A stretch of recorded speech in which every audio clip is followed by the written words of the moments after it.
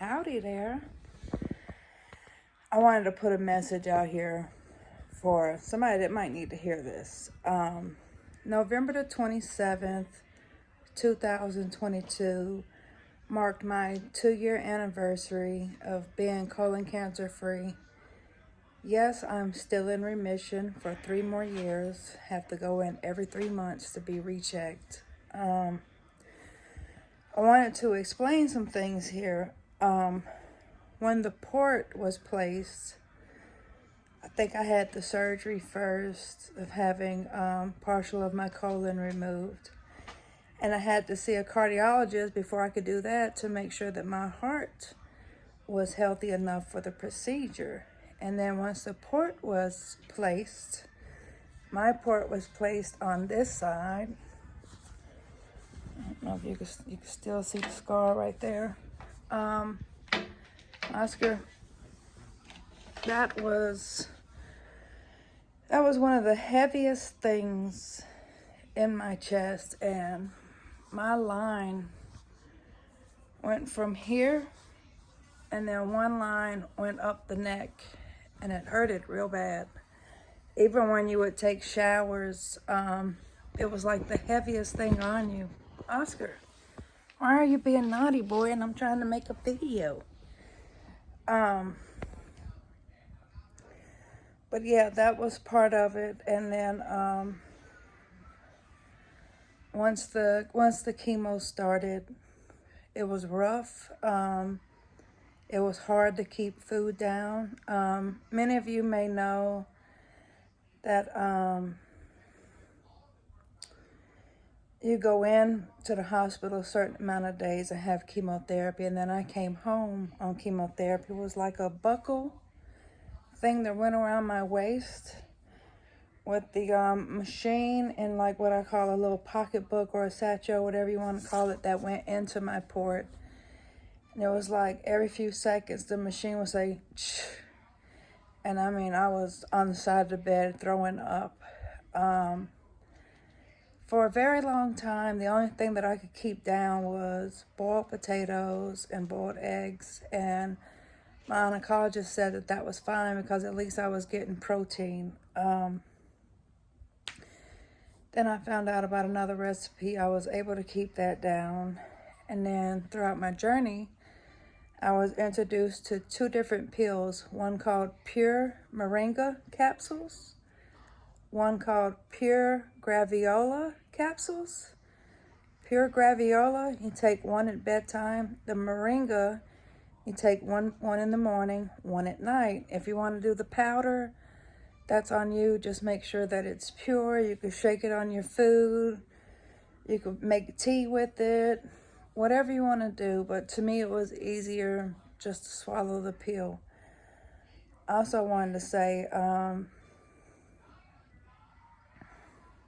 it's really, really hard being sick like that. You have to remain healthy. And another thing I want to talk about is that you really do have to stay healthy. I was one of those that caught something called H. pylori during my battle. I was on antibiotics for 2 weeks, but I was contagious to my family and those around me. That was a really, really bad pain. It was like severe pain in the stomach, and the gas, the burp, that hurted real bad, the vomiting, the diarrhea. Also on chemotherapy, when you're a colon cancer patient, it's really hard to make it to the bathroom. So a lot of the times we do lose our bowels before we can make it to the bathroom. So no matter what your age is, don't be ashamed to wear a Depend and an adult diaper, because you got to do what you got to do. Try to stay clean. And then, like I said, during chemotherapy, you're on 1 week, off 1 week. That week that you're on, it just feels like you're losing time with family. You're losing times with loved ones. And it gives you attitude, too. And I think the attitude comes from us not being able to do things and spend time with loved ones because we're having to rest. So understand that part too when you have a loved one doing chemotherapy. Then that week off, we have to try to get caught up with everything that we lost out on that week that we was on chemo. So it's rough. Another thing is that the neuropathy that's in the fingers and the toes. I still haven't gained my mind back yet. They had me on a pill called gabapentin that does nothing. I was on that for almost a year. It did nothing. I could literally step in a puddle of water right now and don't even realize that my foot is wet. Or if you step into the tub, or if you step on hardwood floors, it's like you're being electrocuted, literally. That's how bad it hurts. From my experience, and then watching somebody else go through it as well, you're given the option at the beginning for a short treatment or the long treatment. I would tell anybody, go with the long treatment, because the short treatment can do damage to your body. It can also do damage mentally. So if you can handle the long treatment, I say go for it. Another thing I wanted to explain here, your port is what they call like a blood bank, right? Like a wishing well. And so when you do go in for chemotherapy, you also have to get blood thinners. You might get warfarin, you might get Coumadin, you might get heparin, whichever one, just to make sure that you're not clotting up and stuff like that. And medicine, when I was doing chemotherapy, pretty much after 30-45 minutes, once the chemo started, I would get sleepy. I was on three different drugs. I was on Oxaliplatin, F5, and the other one is called Leucovorin. And the F5, and I think that one's called, I think the real name for it is Fluorouracil. I would have to pull out my medical records. But it is hard. The F5 to me was the worst one. That's the one that kept me sick. But when you make it through, like I did, I would suggest those three to anybody going through. Always be honest with your oncologist. Tell your oncologist how you're feeling, what's going on, what your stresses are, what your worries are. And your oncologist is always there for you to listen.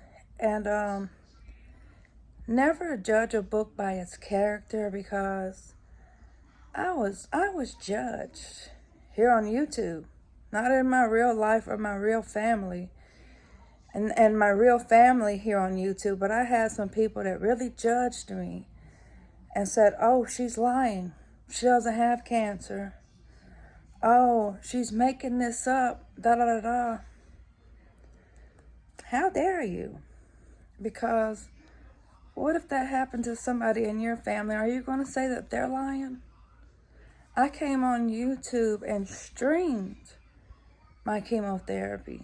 I let y'all know everything. I even told y'all the 2 medications to go and get, even some of the food to eat, so you can make it through. But don't ever come on here and judge somebody. If you have something, I've always been taught by my elders, if you have something negative to say, don't say it at all. And leave it at that, because I've been spoken on very badly here on YouTube when it came to me battling cancer. But I never did come on here and retaliate, and I still won't, because God will have the last say when your day comes. At those pearly white gates, you will be judged right there before those gates. And I also wanted to go back off of that, because it's really irrelevant. But I also wanted to go back. I did want to come on here and celebrate this past November the 27th, my anniversary date. But I was actually on video with a very close friend. like a father figure to me. He's known here on YouTube as Bama Mowers Garage. I was on the phone with him and his family that entire day. Got to see them do Thanksgiving, Christmas. I saw Doug have a friend come over, sit on the porch for a little bit of time. I saw the pastor come over and pray for him. And then I saw Doug lay down in his recliner for a nap. And I was talking to him, and I didn't even realize that that was my day, that Doug took his last breath. But no, he was a fighter as well. Doug taught me so much during my battle with cancer. He even came down here to my house and literally prepared my mom for what was to come, how to do this and how to do that, and how to be prepared to care for me. That was a real friend. And I want to say thank you to everybody that's been here. I know a lot of people did meet me through that journey. I think a lot of people might have came to my channel wanting to see what it was like being a cancer patient or going through chemotherapy. I know that's how I met a lot of y'all.